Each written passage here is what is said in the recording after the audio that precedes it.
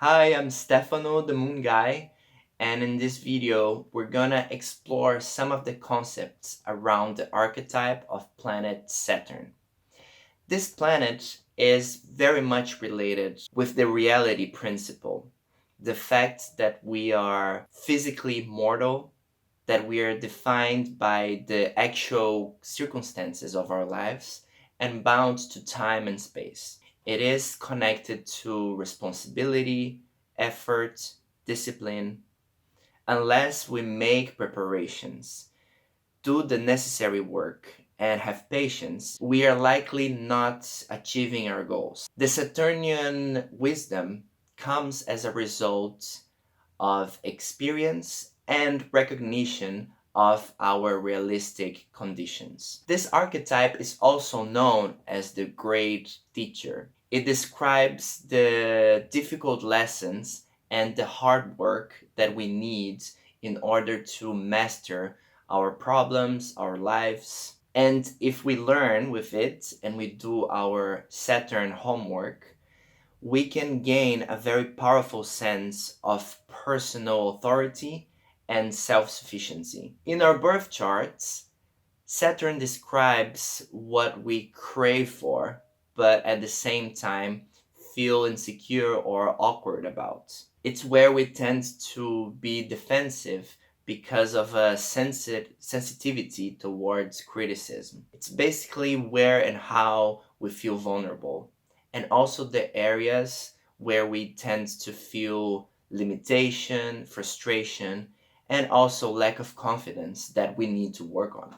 The insecurity connected with this planet is not, in most cases, not so much related with an actual deficiency from us, but actually from us having very high expectations and standards towards those themes and areas connected with our Saturn in our charts, especially if we pay attention to the zodiac sign, the house, and the aspects that it makes with other planets. As we learn in life to recognize and learn from our insecurities and our difficulties, we can potentially start really mastering those themes that we used to struggle with. Astrologer Liz Green talks about Saturn as the psychological process of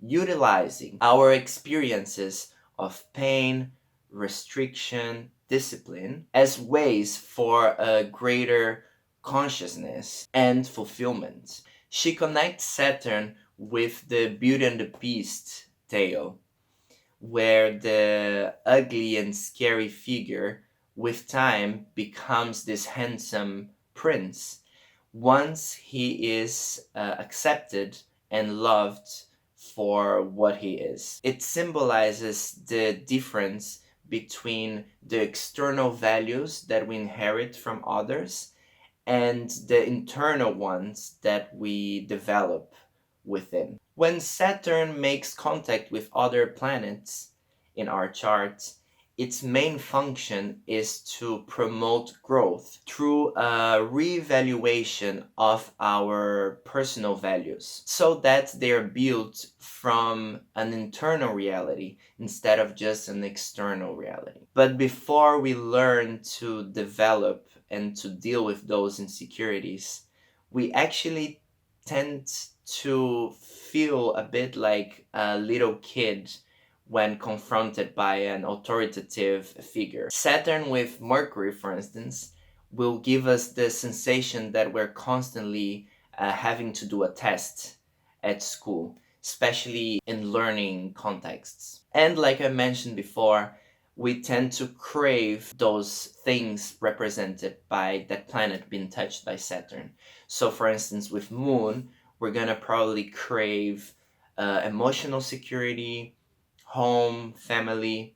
With Jupiter, we're gonna crave freedom, meaning, faith. The Saturnian archetype is also connected with what we call in psychology superego, which is the part of ourselves that criticizes. With Saturn's house zodiac sign and aspects, we can identify where we tend to have a sort of internalized school teacher that keeps on nagging, like this nagging voice that is constantly saying, that's not good enough, you need to work harder, you need to do better. When this function becomes exaggerated, the fear of failure and the excess criticism can become self sabotage, and it can also paralyze us with negative thoughts. When Saturn is excessive, or when we are not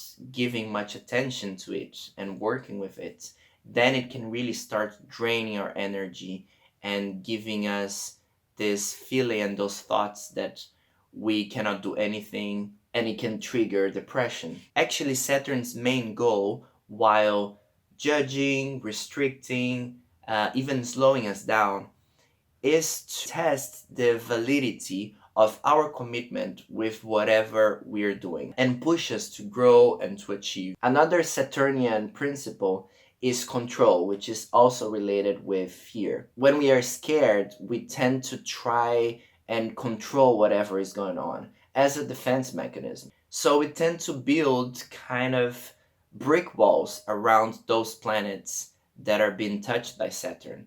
And throughout life, it is important for us to gradually build those down so that there is space for us to grow, and we can unlock and tap into those potentials that were stuck. Saturn is also connected with the concept of shadow that the psychoanalyst Carl Jung talks about, which is that part of ourselves that we not only tend or attempt to hide from others, but many times we are also successful in hiding it from ourselves even. We actually tend to pretend that we are great and comfortable and strong in those areas that make us feel vulnerable.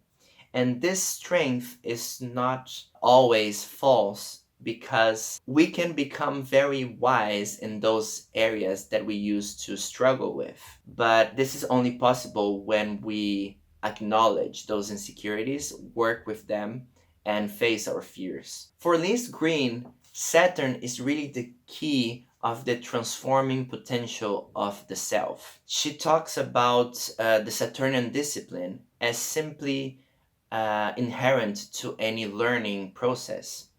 So Saturn is only negative or detrimental to those who cannot understand or cannot understand yet the educational value of frustration and pain. Saturn is not just purely disciplinarian or trying to make us into martyrs. Saturn brings us wisdom and joy from self development and from building our own sense of personal authority and commitment with ourselves and our lives. That's it for now. Thank you very, very much for watching.